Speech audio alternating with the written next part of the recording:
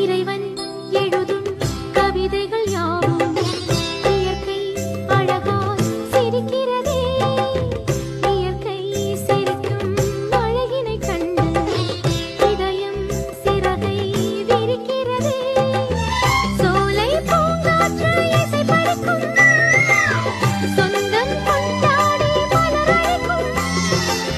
நதிகளில் அலை மோதி கரைகளில் விளையாடும் பறவைகள் அதை பார்த்து புதுவகை பண்பாடும்.